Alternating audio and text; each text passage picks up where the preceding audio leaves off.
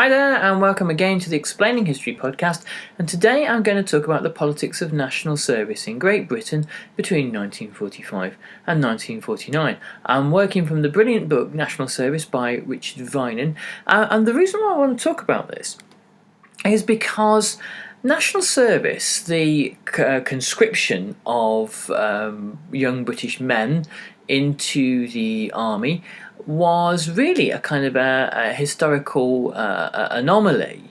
And of course the compulsory service of British women into the Women's Army Corps, the Wrens, and the Women's Auxiliary Air Force. The use of conscription in European countries is a fairly standard feature of the modern era, and national service is seen still in countries like France and Germany as being pretty standard. In Britain, it was never really considered either a necessity or something that was supposed to have social benefits. The reason why it hasn't been considered to be a necessity is because of Britain's island status, the ability of Britain to protect itself with a large navy, and the unlikelihood of Britain being invaded. European nations with land borders always face this possibility, and so since the French Revolution, mass civilian population mobilisation, the levée en masse, has been a key feature, not just in France, but in nearly every other major European state.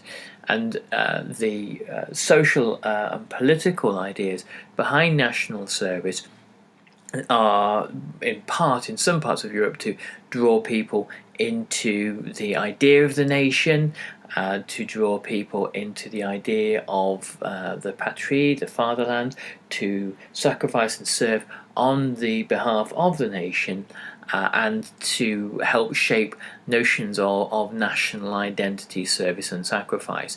And also there are all sorts of kind of psychological and gender-based ideas about making a man of you, trying to take people with kind of lawless or offending behaviour and straighten them out through strict, tough army discipline, all these sorts of ideas. There was very little of that actually motivating British post-war conscription.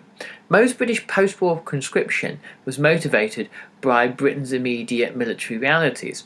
So in 1945, Britain's overseas military commitments didn't end. If anything, they actually escalated with the creation of new Cold War conditions, the need of British soldiers to be in Palestine, in Greece, in Malaya or Hong Kong or Singapore or a whole variety of other places develops as the new world of Cold War anxieties and tensions also develops. So I'm going to read now from The Politics of Conscription, which is chapter 3 of Richard Vinan's National Service, and he writes, "Constraint was the basis of national service, and this was true of the country as much as it was for the men who turned up for basic training. Politicians did not introduce peacetime conscription because they thought it would do young men good. Anthony Eden, the Conservative shadow Foreign Secretary, said, 'I have never heard anyone defend conscription for the sake of conscription. Rather, it was maintained after the war because politicians could see no other way of meeting immediate military needs.' The matter was not, in any case, at the centre of post-war political debates. Discussion, such as it was, revolved around the length of service rather than its necessity, and just as conscripts gritted their teeth and said, 2 years to push, so politicians made national service palatable partly by insisting that it was a temporary measure, one that was never, at any particular moment, underwritten by legislation designed to last for more than 5 years. So peacetime conscription, as I said previously, is pretty unique in Britain and almost certainly not part of overall British military policy. In Europe, compulsory military service was pretty much baked into most modern European states, but the sea had been the key to Britain's defences. Land armies that developed in 19th century Europe were necessary in Britain. Britain had always had a small volunteer force, professional army, the British Expeditionary Force of 1914, for example. And at times of national crisis, it was able to recruit far larger bodies of men. When the British did fight on land, they often did so by, from the Napoleonic Wars onwards, by subsidising local forces, by paying for European armies in Europe to operate, or arming or equipping them, or sometimes using the empire to recruit local troops such as sepoys in India. The whole point of the British Army is it's meant to be small, and it was made up in large measure of long-serving soldiers, professional soldiers that knew the business of fighting. The Richard Vinan writes, far from being the people in arms, the British Army consisted of men drawn from a distinct section of society, usually the poorest, sometimes who'd spent years serving in the remote garrisons overseas, especially in India. Respectable people often regarded soldiers with horror. When William Robertson, the first man in the British history to rise from the rank of private to that of field marshal, abandoned his position as a domestic servant to enlist as a private, his mother allegedly wrote, "I would rather bury you than see you in a red coat." So there were all sorts of ideas, particularly about social class and respectability and aspiration, that were incorporated into soldierly life, and incorporated into the ideas of it being a sort of a slightly subversive idea, and being sort of slightly associated with society's lower orders. So conscription didn't begin during the Boer War, from 1899 to 1902, but it was the aftermath of the Boer War that made the difference. Politicians, retired army officers, and those who had witnessed Britain's relatively mediocre performance in South Africa founded the National Service League. The League argued that Germany was the key threat to Great Britain. The Kaiser's various inopportune comments over South Africa had raised this suspicion and fear, along with the growing naval rivalries that were developing between Britain and Germany. And there was a fear that the level of fitness required to take on a European rival like Germany did not exist amongst young British men. Instead, there needed to be some kind of national compulsory training, and only a few months of this would be full-time, and this would mean that there would be a reserve army of young men ready to fight if and when Germany invaded. There were all sorts of anxieties and fears. I've talked about this previously when I talked about the development of Britain's secret services in the first decade of the 20th century, about the possibility of a German invasion. There were various kind of crime novels such as Erskine Childers, or spy novels like Erskine Childers' Riddle of the Sands, and the various John Buchan novels that presented this as a realistic possibility. And so culture and reality sort of played off one another to create this heightened sense of anxiety. And there was a fear that Britain wasn't really ready for it. And it's interesting that the Boer War produces this culture. At the same time, it's producing many of the arguments for the modern welfare state, that deficiency diseases were so rife among young British men from working class backgrounds that they had to be turned away from recruiting stations. The League in 1905 became more dynamic when Lord Roberts, who had retired as Commander-in-Chief of the British Army, began to take charge of it. And Leo Amery, one of Churchill's good friends, who was a rising star within the Conservative Party, became its secretary. So the League managed to access itself plenty of funding, and by 1913 it had a membership of almost 100,000. But even this large membership base, and even this leadership, and even this organisation didn't have any impact on contemporary political debates about conscription. There was nobody interested in introducing peacetime conscription whatsoever. Of course, during the First World War, Britain does manage to recruit a large volunteer army, and conscription wasn't required until 1916. The point A.J.P. Taylor makes about conscription in 1916 is that it was largely based around kind of various hoo-has created in the Daily Mail. That by 1916, Britain didn't need conscription because it had already an abundance of volunteers. It had more volunteers than it could actually train. This is the year of the Battle of the Somme, which tells you something about popular attitudes towards the war. And the Daily Mail was really trying to create some kind of manufactured controversy to excite its readers about those who were shirking, not doing their bit. It is the conscription that divides the Liberal government at the time, and the instincts of some members of the party are to go with conscription because it seems to be a popular measure, whereas Asquith himself saw it as a profoundly illiberal thing to do.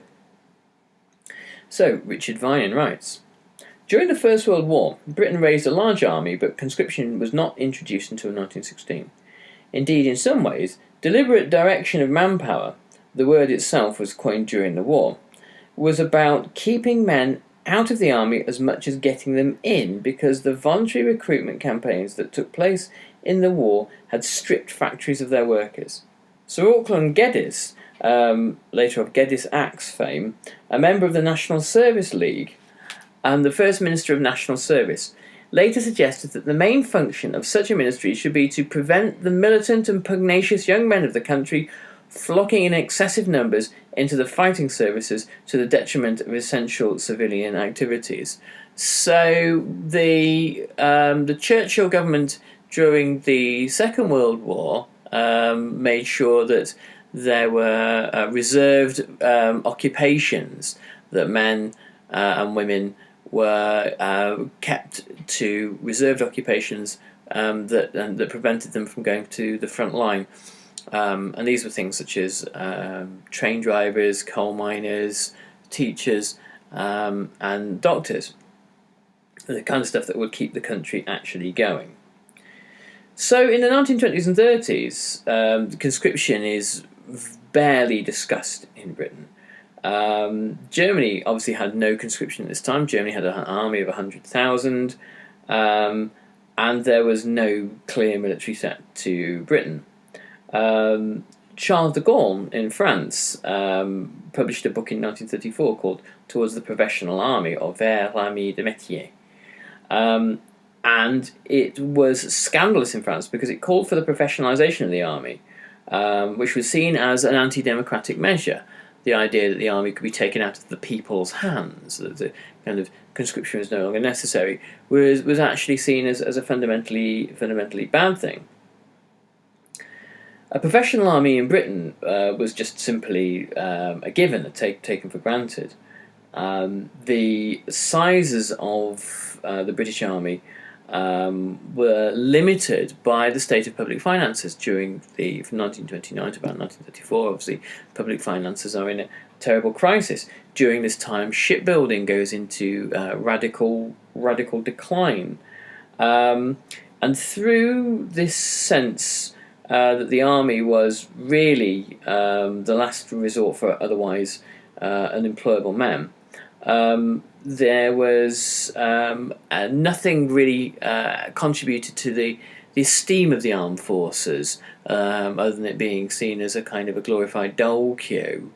So during the 1930s, there were men who preferred to spend their days in poverty than actually take up military uniform and get fed. The army seems a particularly unattractive place to go. There was opposition to conscription came from three areas. The first was nationalism. Irish nationalists presented the idea that they might be required to fight for the British Empire. There were large numbers of Irishmen who volunteered for the British Army in both World Wars. However, the government was very, very reluctant to introduce conscription in Ireland, and even during the First World War. The second was probably a more powerful force was liberalism. The Liberal Party objected to any restriction on individual freedom and the growth of the state in this regard. And the third was socialism. The argument that military service was a kind of democratic, this French idea, or even that the military service was revolutionary, that only really works in a country where there's been a revolution like the French Revolution. And this idea counts for very, very little in Britain, where the army is tied up with ideas of class, service and deference. And kind of still is, really. The Labour Party was objected to militarism of any sort, and then particularly after the First World War, when it had been the popular idea of the working classes going over the top, had been such a kind of a radical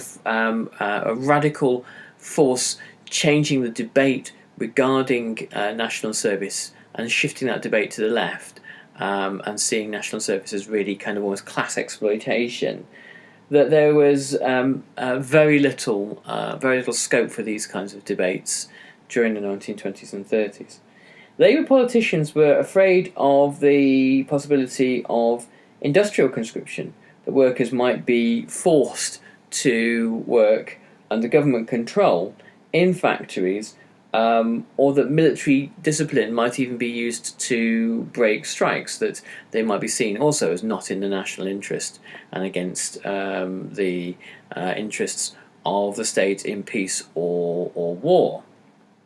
And generally, it made certain democratic politicians feel very nervous, the idea of there being a kind of a large peacetime army around to do whatever the government instructed it to do.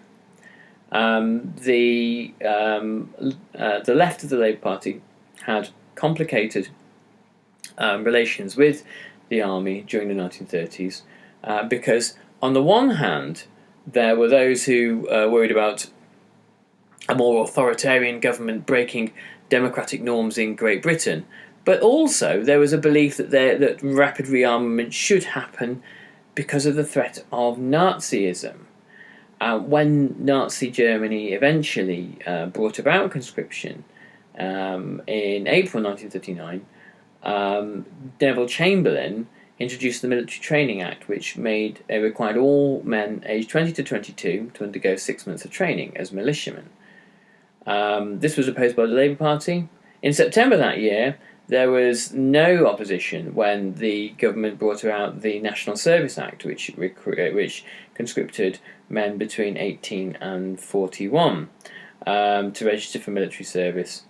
And this passed through all three stages in one day, on the 3rd of September 1939. So this was extended in 1942 to take men up to the age of 50 and unmarried and childless women between the ages of 18 and 30. So that's where the kind of the post-war traditions of military service that lasted into the 1960s emerged from. National service extended beyond military service. There were the Bevan boys, the men who went down the coal mines to run the coal mines during the war. Men of military age worked in war industries and could actually be forbidden from taking their place in the armed services. And the Queen, Princess Elizabeth herself at the time, and now Queen, much to the kind of the shock of some of the members of court, was required to register at the age of 18 and join the Women's Army Corps, where she learned to mend Land Rovers, as being a skill that served her throughout her life.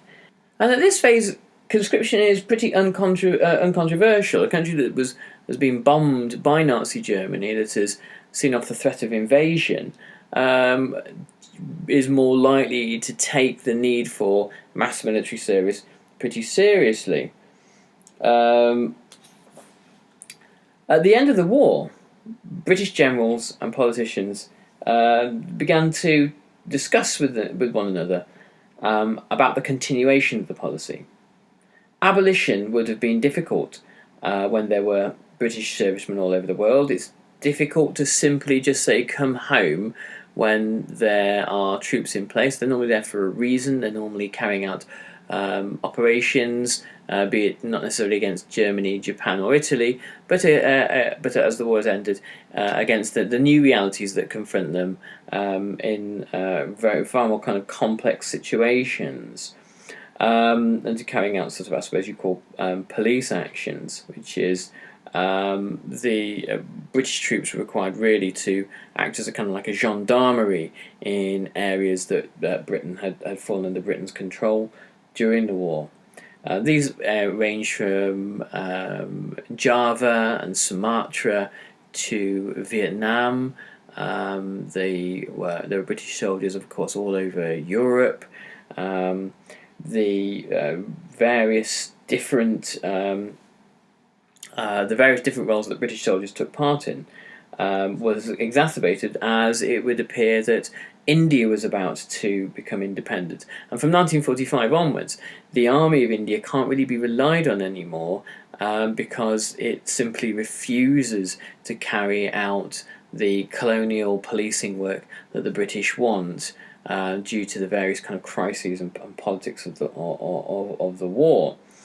The British maintained contacts with, for example, the Gurkha regiments in Nepal, and used POWs from Germany and Japan and Italy to provide years of free labour after the end of the fighting.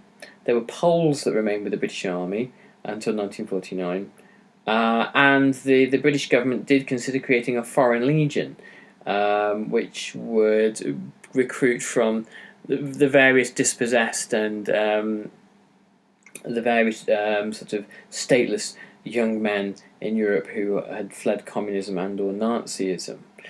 However, the real answer, as far as British politicians were concerned, this real kind of answer to this growing, this looming manpower crisis, was to create national service. When Labour won the general election with a landslide victory in 1945, which was a terrible shock to many of the Conservatives, the election was fought on questions of housing, of healthcare, of building a new welfare state. It wasn't fought on the issue of national service, and it was won in many ways by the vote from overseas working class soldiers, the military postal vote, and many of them did not anticipate that military service would continue for over a decade longer than the end of the Second World War itself. And this itself would be a kind of a powerful theme within British society after the end of the war. The British society would continue to be a society in part based around militarism post-war. Anyway, I'm going to finish there. I hope you find this useful. We've got a special treat for you guys next week. I'll be reviewing Dark Shadows by Joanna Lillis. Joanna Lillis is a journalist in Central Asia who writes for The Guardian, The Economist and Eurasia Net. We'll be chatting about her new book. We'll be chatting about the politics of Kazakhstan and the experience of writing and reporting from this very, very poorly understood part of Central Asia and the former Soviet Union. So look forward to that. There you go, my Christmas treat to you all, and I'll catch you this time next week. Thanks, all the best, bye-bye.